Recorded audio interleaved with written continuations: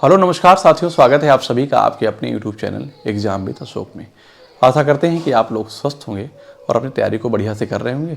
ठंड तो बहुत ज़्यादा बढ़ गई है, फिर भी पढ़ना तो है ही क्योंकि पेपर अपने टाइम पे होगा, ठीक है ना। और एक बार पढ़ाई कर लीजिए, 90 नंबर लाकर आजीवन के लिए फुर्सत पा लीजिए। और वैसे भी चुनाव होना 27 में, तो मे भी वैकेंसी आ सकती, इसलिए आप अपने टेट का कोई अभी टाइम पता है नहीं, तो जो पहले है आगे, मतलब वही है ना कि सरकार भी कहती है पहले आओ पहले पाओ। तो पहले आप सीटेट का पेपर हो रहा है तो आप सीटेट क्वालिफाई करिए, फिर बात का बाद में देखिएगा, ठीक है ना। तो चलिए शुरू करते हैं। मैंने एसिड बेस और साल्ट की पूरी थ्योरी पढ़ा दी है, ठीक है ना। मैंने एक क्लास एनसीईआरटी के जो क्वेश्चन होते हैं उनको करा दिया है। ये प्रीवियस जो क्वेश्चन पूछे गए हैं अदर एग्जाम में, मैंने उनको यहाँ पे लिया है, ठीक है ना।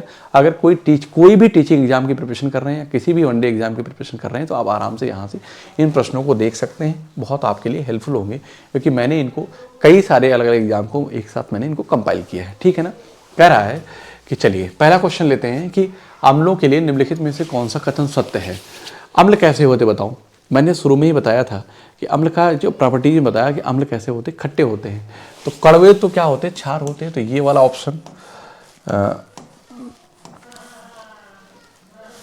इसका मतलब है कि ये ऑप्शन और ये ऑप्शन हो नहीं सकता। खट्टे लेकिन क्या करता है, नीले लिटमस को लाल करता है।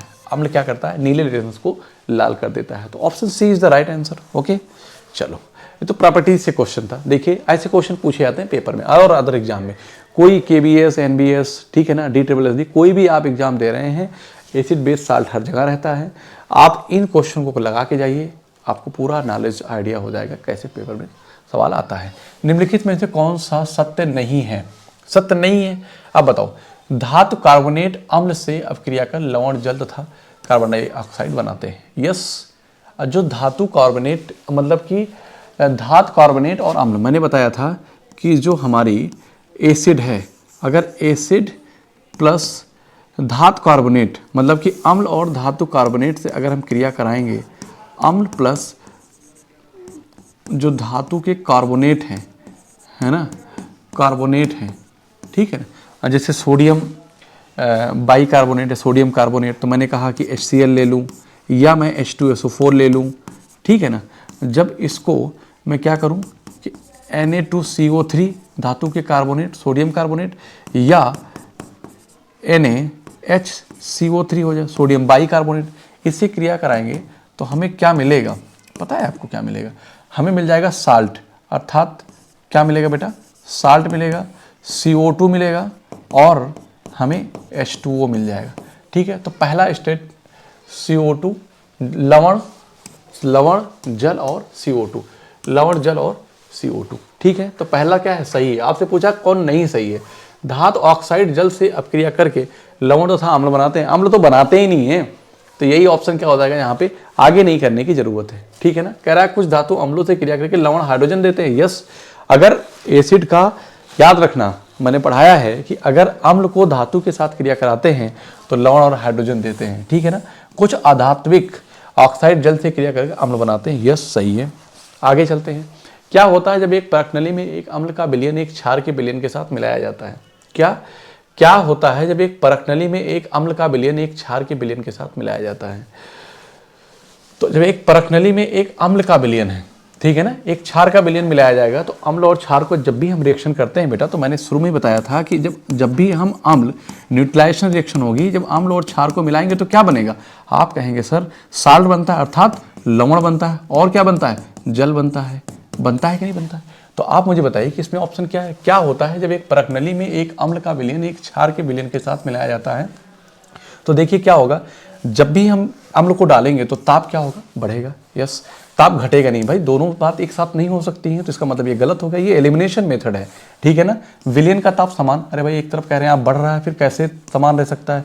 लवण का निर्माण होता है। यस, मैंने कहा कि अम्ल और क्षार का जब भी रिएक्शन होगा तो क्या बनेगा? लवण और जल बनेगा, लेकिन उसका ताप बढ़ेगा तो लवण बनेगा। इसका मतलब है कि first and fourth is the right answer. तो option D is the right answer, ठीक है। ओके, नेक्स्ट क्वेश्चन पे आते हैं। कराया गया एक जलीय विलयन लाल लिटमस विलयन को नीला कर देता है। निम्नलिखित में से किसके विलयन को अधिक में मिलाने पर यह परिवर्तन व्युत्क्रमित हो जाता है? ध्यान से सुनिए, वो क्या कह रहा है कि कोई भी जलीय विलयन है, लाल लिटमस विलयन को नीला कर देगा। तो सबसे पहले ये बताओ कि लाल को नीला कौन करता है? तो जब भी कोई बेसिक नेचर का होगा, है ना, जब बेसिक होगा मतलब कि क्षार के साथ, क्षार क्या करता है, लिटमस पेपर को लाल को क्या करता है, नीला करता है ना। तो लाल, अब इसका मतलब है कि क्षार क्या करता है, लाल को क्या करता है, नीला करता है। लाल को क्या करेगा, नीला करेगा। इसी को आपको उल्टा करना है, नीले को क्या करना है, लाल करना है। और नीले को लाल करने के लिए क्या करेंगे आप कहते हैं सर कोई क्या ले लो, अम्ल। अम्ल क्या करता है कि नीले लिटमस पेपर को लाल बनाता है। तो इसका मतलब है अम्ल कहाँ है, व्युत्क्रमित करना है। तो यहाँ पे हाइड्रोक्साइड विलयन है, तो ये नहीं हो सकता, चूना नहीं हो सकता, बेकिंग पाउडर नहीं हो सकता, ये सब क्या है, क्षार है। तो हाइड्रोक्लोरिक अम्ल क्या है, HCl एक प्रबल अम्ल है। HCl क्या है, एक प्रबल अम्ल है। क्लियर है बात, आगे चलते हैं। तो मैंने कहा कि जब HCl को जल से गुजारते हैं तो निम्नलिखित में से कौन सा कथन सत्य है ना। जब भी हम HCl को जल से गुजारेंगे तो HCl क्या है, एक अम्ल है, ठीक है। यह विलयन में आयनित नहीं होता है, क्योंकि अरे भाई HCl अम्ल है, अम्ल को जब जल से गुजारेंगे तो आयनित नहीं होगा क्या। कह रहा है कौन सा कथन सत्य है, कह रहा नहीं होता। अरे होता है, तो ये तो गलत हो गया ना। कह रहा है कौन सत्य है, या विलयन में आयनित होता है, ये तो होता है, ठीक है। या विलयन में हाइड्रोजन था हाइड्रोक्सिल आयन दोनों देता है, नहीं। जब भी जल को, है ना, दोनों कैसे दे देगा भाई, एक ही देगा, हाइड्रोजन तथा हाइड्रोक्सिल आयन देता है, बिल्कुल ये बात ठीक नहीं है। कह रहा है कि यह जल के अणु से संयोग करके कारण विलयन में हाइड्रोजन आयन देता है, यस, क्या देता है, हाइड्रोजन आयन देता है। जब भी हम HCl को, मैंने कहा था किसी पदार्थ को, मतलब किसी पदार्थ को, है ना, जब जल के साथ मिलाते हैं तो क्या H+ आयन देता है, तो आयनित होगा, तो H+ आयन देगा, इसका मतलब हाइड्रोजन आयन देगा। तो मैं कहूँगा कि option second and fourth is the right answer, second and fourth, so C is the right answer, okay, C is the right answer. Next question की तरफ आते हैं। कह रहा है कि सोडियम कार्बोनेट क्षारकीय लवण है, यस है, NaCO3, ठीक है ना, NaCO3, ठीक है, क्योंकि यह लवण है। आप बताओ, यह लवण है, तो अब मुझे बताओ कि कैसा लवण होगा। ये पहले होगा दुर्बल, इसका मतलब दुर्बल अम्ल होगा, तथा क्षार कैसा, अम्ल हो, तो अम्ल तो बिल्कुल दुर्बल होगा ना। अम्ल कैसा होगा, दुर्बल होगा, क्लियर है। और क्षार कैसा होगा, प्रबल होगा। So option D is the right answer, so option D is the right answer, clear है। आगे चलते हैं।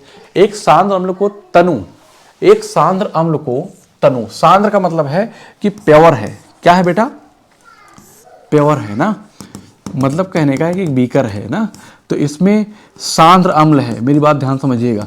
सांद्र अम्ल का मतलब है कि इसमें मिक्स नहीं है, इसका मतलब है कि ये प्योर एसिड है।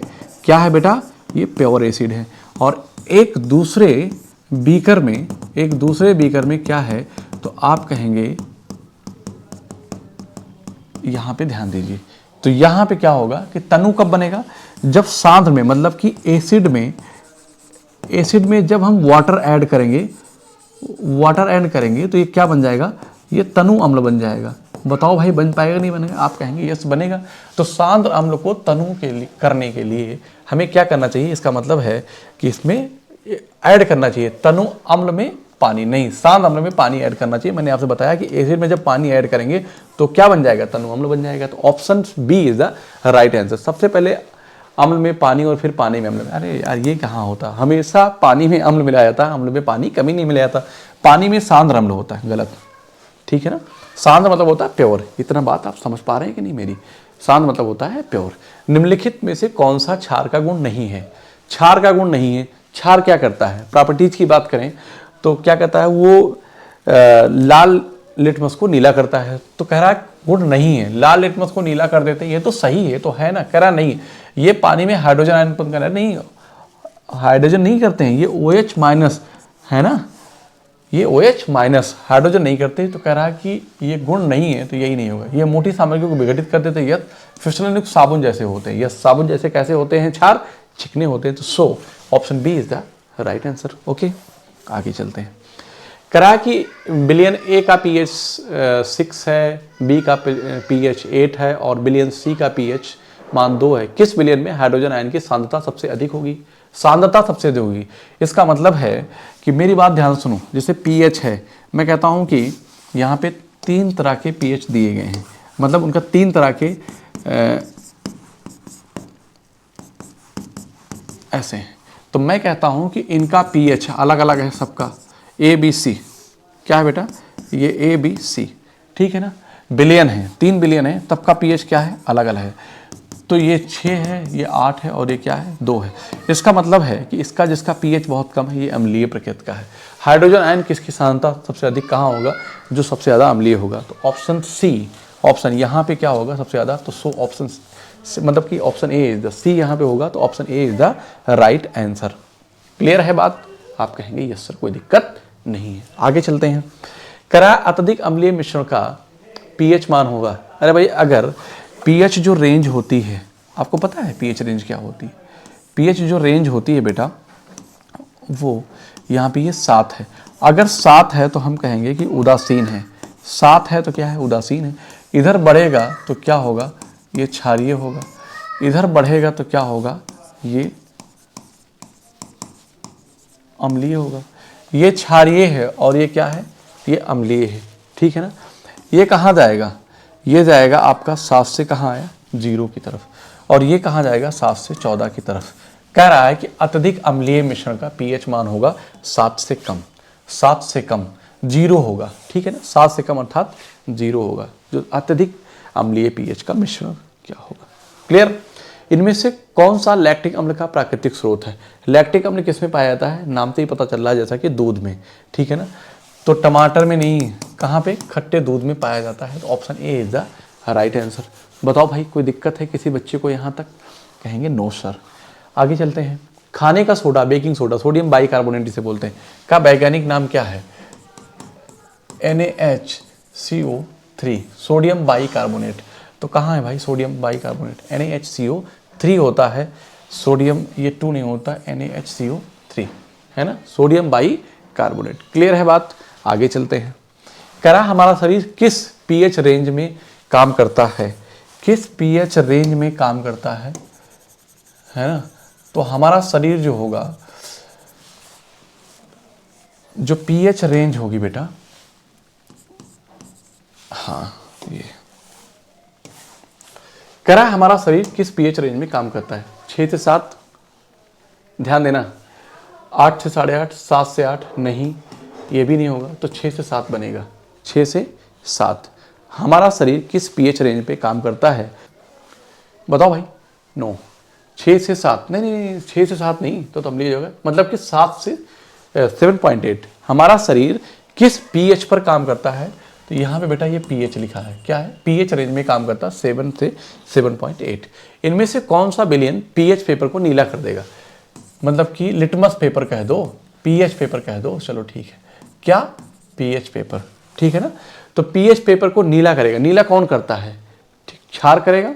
क्षार क्या कहता है, लाल को नीला करता है। तो क्षार क्या है, HCl हाइड्रोक्सिल अम्ल, ये तो नहीं होगा, ये में भी होता है। नींबू का रस क्या है, सोडियम हाइड्रोक्साइड क्या है, एक क्षार है। तो option A is the right answer. Clear है बात, आप कहेंगे यस सर। आगे चलते हैं, यहाँ कह रहा है उदासीन विलयन का पीएच मान कितना होता। अगर उदासीन है तो उसका पीएच 7 होगा, कितना होगा, देखो उदासीन विलयन का यहाँ पे भी पीएच होगा, पीएच मान कितना होता है, तो उदासीन का मतलब ये 7 होगा, ठीक है ना। 7 से कम है तो अम्लीय होगा, 7 से अधिक है तो क्षारीय होगा। Milk of magnesia, magnesium hydroxide में डुबोने पर पीएच पेपर का रंग हल्का नीला हो जाता है, ठीक है ना। यह दर्शाता है कि मिल्क ऑफ मैग्नीशिया है। आपको मैंने बताया था कि जब भी आपको milk of magnesia as a antacid के रूप में यूज़ किया जाता है, ठीक है ना, इसका मतलब जब आपके अंदर एसिडिटी बन जाती है, पेट में आप ज़्यादा खाना खा लेते हैं या डाइजेशन गड़बड़ हो जाता है, तो कच्ची डकार आने लगती है, तो वहाँ पे आप क्या करते हैं, या तो इनो पीते हैं, या तो मिल्क ऑफ मैग्नीशिया लेते हैं, क्रेमाफिन जो मैंने बताया था, या तो आप डाइजीन लेंगे, मैग्नीशियम हाइड्रोक्साइड या एल्युमिनियम हाइड्रोक्साइड। तो आप बताइए कि मिल्क ऑफ मैग्नीशिया में डुबोने पर पीएच पेपर का रंग हल्का नीला हो जाता है। यह दर्शाता है कि मिल्क ऑफ मैग्नीशिया कैसा होता है, वैसे ही बताया तो दुर्बल क्षार होता है। प्रबल अम्ल ये नहीं हो सकता, दुर्बल अम्ल, अम्ल तो है ही नहीं, ये क्षार है, उदासीन नहीं होता। क्लियर है बात, आगे चलते हैं कि इनमें से क्या अम्ल या क्षार के लिए एक प्राकृतिक संकेतक नहीं है। बताओ, अम्ल क्षार के लिए प्राकृतिक संकेतक नहीं है, बताओ कौन सा नहीं है, ठीक है। अम्ल या क्षार के लिए एक प्राकृतिक संकेतक नहीं है, हल्दी तो है, ठीक है ना। मिथाइल ऑरेंज क्या है, मिथाइल ऑरेंज क्या है, ये एक आप कह सकते हो कि, तो इनमें से क्या अम्ल या क्षार के लिए प्राकृतिक संकेतक नहीं है, तो आप बताओ मुझे। मैं कहूँगा कि हल्दी क्या है, हल्दी तो प्राकृतिक संकेतक अम्ल और क्षार दोनों के लिए, ठीक है ना। अम्ल और क्षार दोनों के लिए। लेकिन मिथाइल ऑरेंज, मिथाइल ऑरेंज क्या है बताओ भाई? मिथाइल ऑरेंज जो होता है वो अम्ल में, इसका मतलब कि कोई रंग नहीं बदलता। क्या करता है? रंग नहीं बदलता है।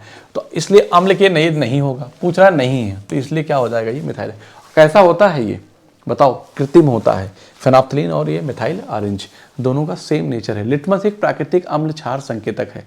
लिटमस क्या है? लिटमस पेपर होता है जो लाइकेन का बना होता है। लाइकेन जो होता है कवक और शैवाल का होता है। तो लिटमस एक प्राकृतिक अम्ल क्षार संकेतक है जिसे क्या करते हैं? हल्दी से नहीं, हल्दी लिटमस और हल्दी क्या है? एक प्राकृतिक है। कह रहा है कि लाइकेन से, कहाँ से प्राप्त किया जाता है? लाइकेन से प्राप्त किया जाता है, जिसे लाइकेन से प्राप्त किया जाता है। ठीक है, आगे चलते हैं।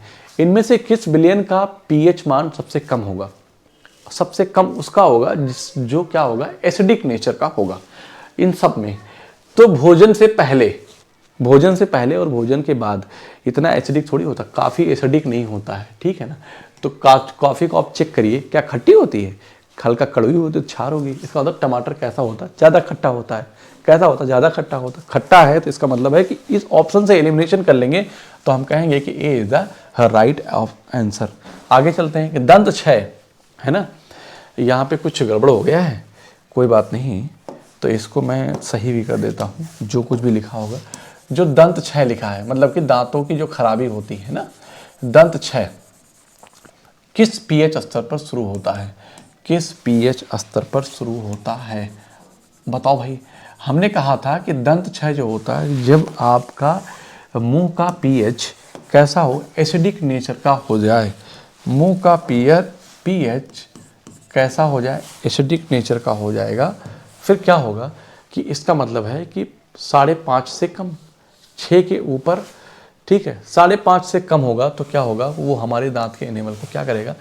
6 के पीएच पर नहीं है तो 7 के पीएच उदासीन, 7 से अधिक तो क्षारीय हो जाएगा, 6 के ऊपर नहीं, 5.5 से कम। क्लियर है? प्रबल क्षार और दुर्बल अम्ल के मिश्रण वाले लवण का पीएच मान कितना होता है? पीएच मान कितना होता है बताओ? प्रबल क्षार, अगर प्रबल क्षार है और दुर्बल अम्ल के मिश्रण वाले लवण का, तो मैंने ये बताया था कि स्ट्रॉन्ग बेस है और वीक एसिड है। तो जो भी नेचर होगा उसका स्ट्रॉन्ग बेस मतलब क्षारीय नेचर का होगा, और क्षारीय होगा तो 7 से अधिक होगा। इसका पीएच मान 7 से अधिक होता है, 7 से कम होता है 7 के बराबर 0 से 7 से अधिक होगा। ठीक है ना? उस लवण का पीएच मान कितना होगा? 7 से अधिक होगा, क्योंकि मैंने बताया था कि स्ट्रॉन्ग बेस और वीक एसिड, स्ट्रॉन्ग बेस और वीक एसिड यहाँ पे बात करेंगे तो ये हो जाएगा, मतलब तो option A is the right answer. Clear है बात? आगे चलते हैं। अम्लीय वर्षा का पीएच मान से कम होता है। अम्लीय वर्षा का पीएच मान किससे कम होगा बताओ? अम्लीय वर्षा, अब बताओ पीएच मान की अगर बात करेंगे तो 8 तो अम्लीय वर्षा है ना, तो 7 से नीचे ही होगा। कैसा होगा? 7 से नीचे ही होगा। अब जब 7 से नीचे है तो आप मुझे बताओ कि ये नहीं हो सकता, ये नहीं हो सकता, 6.5 क्या है? ये अम्लीय वर्षा है तो 5.6 से कम होता है। क्लियर है बात? आगे चलते हैं। नींबू के रस का पीएच मान लगभग होता है। नींबू के रस का पीएच मान लगभग होता है, तो आप कहेंगे कि मैंने अभी बताया था कि नींबू का नेचर कैसा? एसिडिक होता है। पीएच मान ना तो उदासीन होता है, ये तो बेसिक है, ये बेसिक है, तो क्या हो जाएगा? 2 हो जाएगा। क्लियर है? आगे चलते हैं। किसी विलयन में हाइड्रोजन आयन सांद्रता मापने का पैमाना क्या है? ठीक है ना? अब हाइड्रोजन आयन, तो H+ आयन जिसे कहेंगे, H+ सांद्रता मापने का पैमाना क्या है? जब भी किसी पदार्थ को अम्ल के साथ मिलाते हैं, मतलब किसी पदार्थ को जलीय विलयन मिलाएंगे जहाँ पे क्या होगा? ज़्यादा पीएच निकलेगा, तो हम कहेंगे कि वहाँ पे ज़्यादा H+ आयन होगा तो वो अम्लीय होगा और कैसा होगा? प्रबल होगा। तो पीएच पैमाना ये है। कैसा? OH नहीं, DB पैमाना नहीं, OH नहीं, हाइड्रोजन नहीं है। तो कह रहा है किसी विलयन में हाइड्रोजन आयन सांद्रता मापने का पैमाना क्या है? तो पीएच पैमाना है। क्या है? पीएच पैमाना है। पीएच से ही जितने रिलीज होंगे, H+ आयन जितने रिलीज होंगे, वहीं पे हम बता देंगे कि ये कैसा है, इसका एसिडिक है, कितना है वो। ठीक है? अगर पूर्णतः अपघटित होगा तो H+ आयन ज़्यादा रिलीज होंगे। निम्नलिखित में से कौन सा नीले लिटमस को लाल कर देगा? तो नीले लिटमस को लाल करता है ये कौन? अम्ल करता है। अम्ल इसमें क्या है बताओ? चूने का पानी, कैल्शियम हाइड्रोक्साइड क्षार है, ये नहीं होगा, बेकिंग सोडा, धावन सोडा ये नहीं होगा, तो सिरका क्या बनेगा, विनेगर एसिटिक एसिड। ठीक है, आगे चलते हैं। निम्नलिखित में से कौन सा अम्ल क्षार सूचक नहीं है, बताओ भाई। बहुत अच्छा, अम्ल क्षार सूचक नहीं है तो आपको अभी मैंने बताया था मिथाइल ऑरेंज और फेनाफ्थलीन एक जो है कृत्रिम सूचक होता है, इंडिकेटर होता है। जब इसे क्या करते हैं, जब इसे अम्ल के साथ इन दोनों को मिलाते हैं तो अपने कोई रंग में परिवर्तन नहीं लाता। और फेनाफ्थलीन क्या है, एक रंगहीन पदार्थ होता है, कराच अम्ल क्षार सूचक नहीं है। इसका मतलब है कि क्षार का तो सूचक है, गुलाबी तो हो जाएगा, लेकिन अम्ल के साथ रंगीन है तो रंगीन ही रहेगा। तो option A is the right answer. ठीक है ना, option A is the right answer. ठीक है, आगे चलते हैं। लिटमस क्वेश्चन सही था, अम्ल क्षार सूचक नहीं है, यस फेनाफ्थलीन। लेकिन फेनाफ्थलीन से तो हम बता सकते हैं ना, एक मिनट सॉरी भाई, मेथाइल ऑरेंज भी तो वही है, फिर तुम्हारा आंसर बदल सेम हो जाएगा ना। मतलब कि अगर अब डाला मैंने, रंग नहीं चेंज हुआ, फेनाफ्थलीन और मेथिल ऑरेंज का तो मैं कहूँगा अम्ल है, सूचक मिल गया। इसका मतलब ये नहीं होगा, लिटमस पेपर तो होता ही है, स्टार्च पेपर होगा। Option B is the right answer. Clear, litmus विलियन से प्राप्त होता है क्या, लिटमस विलियन से क्या प्राप्त होता है बताओ। लिटमस जो है वो लाइकेन से प्राप्त होता है। लाइकेन जो है कवक और शैवाल का सहजीवी होता है। किसका, कवक और शैवाल का। बताओ यहां तक कोई दिक्कत है, आप कहेंगे नो सर। आगे चलते हैं। निम्नलिखित में से किस में सर्वाधिक मात्रा में सिट्रिक अम्ल होता है। सिट्रिक अम्ल मतलब खट्टे पदार्थों में जहां होता है। सबसे खट्टा कौन है बताओ भाई। अरे आपको पता है कि आम तो मीठा होता है, केला भी मीठा होगा, खट्टा यहाँ पे होता नहीं है। ठीक है ना, पकने की बात हो रही है। अगर अंगूर की बात करें तो अंगूर खट्टे होते हैं, लेकिन इतने भी नहीं होते। लेकिन नींबू हर, चाहे पका हो चाहे खट्टा हो, वो कैसा हो, पका हो चाहे कच्चा हो, वो रहेगा ही खट्टा। लेकिन अंगूर जब पक जाता है बढ़िया तो वो मतलब मीठा लगने लगता है। इसका मतलब एक सर्वाधिक मात्रा में सिट्रिक अम्ल खट्टे पदार्थों में पाया जाता है, अंगूर और नींबू में पाया जाता है, लेकिन सबसे ज़्यादा होगा जो नींबू में होगा, क्योंकि आपसे यहाँ पे सर्वाधिक पूछा है। बात ठीक है, आगे चलते हैं। इनमें से कौन सा सही मिलान नहीं है, नींबू और ऑक्जेलिक अम्ल में। अब बताओ कि इमली टार्टरिक अम्ल जो है, इमली में टार्टरिक अम्ल पाया जाता है, चींटियों के डंक से फार्मिक अम्ल पाया जाता है, जैसे खट्टा दूध लैक्टिक अम्ल। लेकिन नींबू में क्या होता है, एसिटिक अम्ल पाया जाता है, ना कि ऑक्जेलिक अम्ल। किसमें पाया जाता है, टमाटर में पाया जाता है। ये किसमें पाया जाता है, टमाटर में पाया जाता है। ठीक है ना, तो ये option A is the right answer, क्योंकि कौन सा मिलान सही नहीं है। क्लियर है बात, आगे चलते हैं। करा फटे दूध में निम्नलिखित में से कौन सा एसिड होता है। जो दूध फटा होता है उसमें कौन सा होता है भाई, लैक्टिक एसिड होगा। ठीक है, टार्टरिक एसिड थोड़ी ना होगा, कहाँ गया lactic. Yes, option B is the citric, तो खट्टे पदार्थों में होता है। ग्लाइकोलिसिस, ग्लाइकोलिक एसिड और टार्टरिक एसिड। ठीक है ना, तो यहाँ पे आपका हो जाएगा answer B, answer A B C, C हो जाएगा, मतलब उल्टा लिख गया है तो ये हो जाएगा लैक्टिक एसिड हो जाएगा। ठीक है ना, क्रम चेंज हो गया, कोई बात नहीं। एक चींटी के डंक में कौन सा अम्ल होता है। चींटी जब काटती है तो वहाँ पे एक होता है फॉर्मिक अम्ल। क्या होता है, फॉर्मिक अम्ल। और फॉर्मिक अम्ल को ही हम बोलते हैं मेथनोइक अम्ल। क्या बोलते हैं, मेथनोइक अम्ल। तो HCOOH इसका फार्मूला होता है, तो ऑप्शन ए इज द। ये तो क्या होता है, दही में पाया जाता है। ऑक्जेलिक अम्ल टमाटर में पाया जाएगा, ये कहाँ होता है, दही में। सिट्रिक अम्ल जो है वो खट्टे पदार्थों में पाया जाएगा। आप कहेंगे यस सर। बताओ कोई दिक्कत है क्या, आप कहेंगे नो सर, कोई दिक्कत नहीं है। ठीक है ना बात, आगे चलते हैं। शीतल पेय में शामिल है। शीतल पेय मैंने आपसे बताया था कि